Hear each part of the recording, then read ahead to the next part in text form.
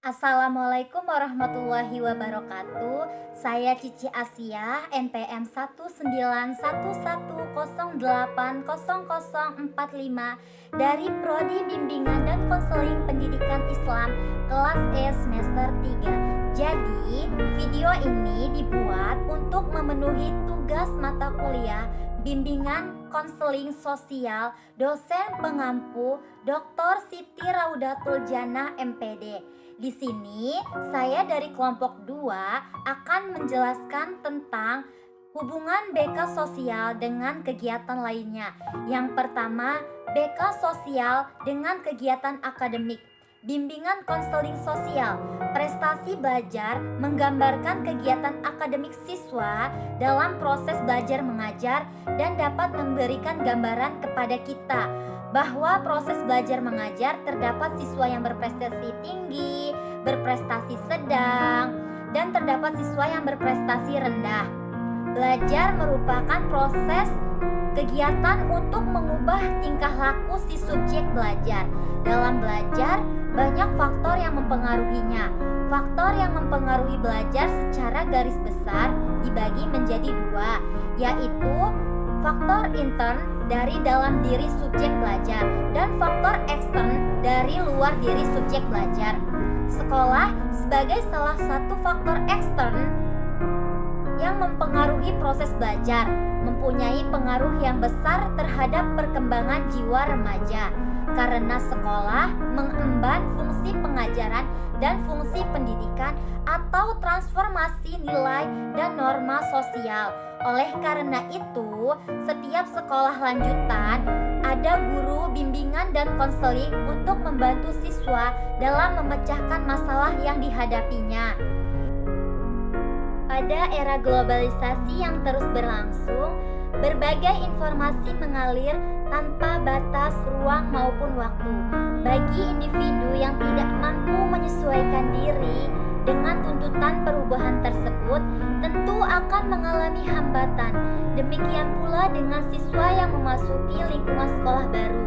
Ia akan dihadapkan dengan berbagai keadaan yang berbeda dengan sekolah sebelumnya. Beberapa faktor yang mempengaruhi penyesuaian diri seseorang adalah faktor lingkungan, seperti keluarga, sekolah, masyarakat, kebudayaan, dan agama.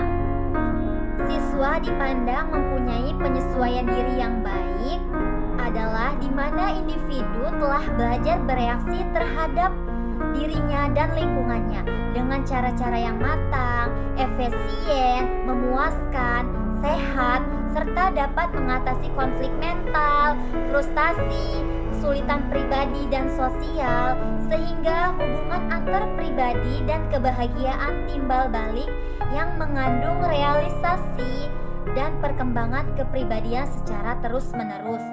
Hal ini menjadikan siswa dalam belajarnya dapat merasa tentram dan nyaman yang akan berpengaruh terhadap prestasi belajarnya. Sedangkan siswa dipandang memiliki kemampuan penyesuaian diri kurang baik, cenderung banyak mengurangi masalah dalam pergaulannya yang ditandai oleh kurangnya percaya diri, merasa tidak diterima oleh lingkungannya, merasa tidak nyaman yang menjadikan munculnya konflik-konflik mental dan kesulitan-kesulitan lainnya yang berimbas pada prestasi belajarnya.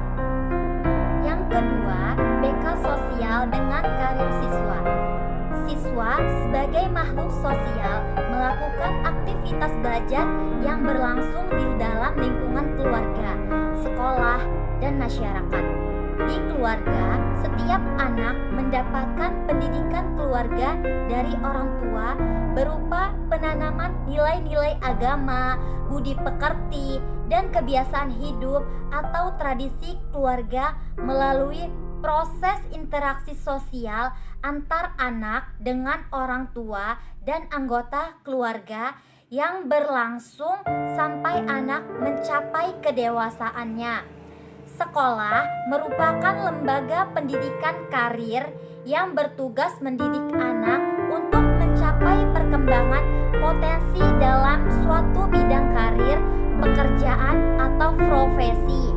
Di sekolah, anak belajar dengan difasilitasi guru dan sumber belajar untuk memilih jurusan, yaitu suatu proses pengambilan keputusan dalam memilih jurusan sebagai wujud pemilihan karir yang diinginkan dengan menggunakan pola demokrasi, otoriter, atau permisif. Hasil pilihan jurusan tersebut terarah pada suatu bidang karir, yaitu pekerjaan atau profesi yang dibutuhkan masyarakat. Bimbingan sosial sangat berperan penting dalam karir siswa karena layanan bimbingan ini untuk membantu siswa supaya merencanakan kegiatan penyelesaian studi, perkembangan karir, serta kehidupan di masa yang akan mendatang, mengembangkan seluruh potensi dan kekuatan yang dimilikinya seoptimal mungkin, menyesuaikan diri dengan lingkungan pendidikan, lingkungan masyarakat, dan lingkungan kerjanya, mengatasi hambatan dan kesulitan yang dihadapi dalam studi, penyesuaian dalam lingkungan pendidikan, masyarakat, maupun lingkungan kerja.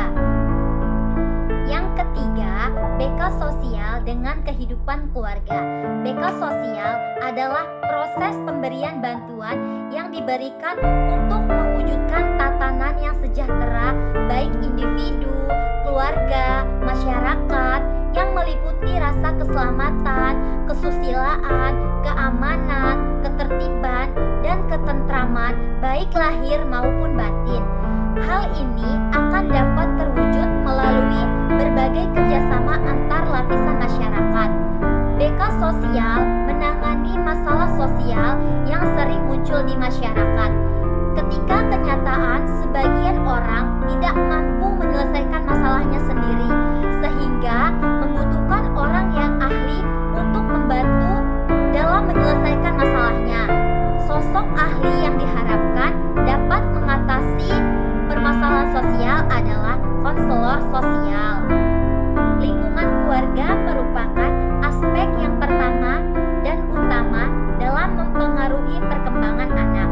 Anak lebih banyak menghabiskan waktunya di lingkungan keluarga, sehingga keluarga mempunyai peran yang banyak dalam membentuk perilaku dan kepribadian anak, serta memberikan contoh nyata kepada anak. Karena di dalam keluarga, anggota keluarga bertindak seadanya tanpa dibuat-buat. Dari keluarga inilah baik buruknya perilaku kepribadian anak terbentuk. Walaupun ada juga faktor lain yang mempengaruhi. Orang tua sebagai contoh yang paling mendasar dalam keluarga. Apabila orang tua berperilaku kasar dalam keluarga, maka anak cenderung akan meniru. Begitu juga sebaliknya, orang tua yang berperilaku baik dalam keluarga, maka anak juga akan berperilaku baik. Orang yang mendapatkan dukungan sosial keluarga yang tinggi, maka akan banyak mendapatkan dukungan emosional, penghargaan, instrumental, dan informatif dari keluarga. Apabila dukungan emosional tinggi, individu akan merasa mendapatkan dorongan yang tinggi dari anggota keluarganya. Apabila penghargaan individu itu besar, maka akan meningkatkan kepercayaan diri. Apabila individu memperoleh dukungan instrumental, maka akan merasa dirinya mendapat dukungan fasilitas yang memadai dari keluarganya. Apabila individu memperoleh dukungan informatif yang banyak, maka individu merasa memperoleh perhatian dan pengetahuan. Hal tersebut akan mempengaruhi keyakinan kemampuan yang dimiliki individu tersebut menjadi tinggi dan akan mempengaruhi kemantapan dalam pengambilan karir individu. Mungkin itu saja yang dapat saya sampaikan. Saya akhiri. Wassalamualaikum warahmatullahi wabarakatuh.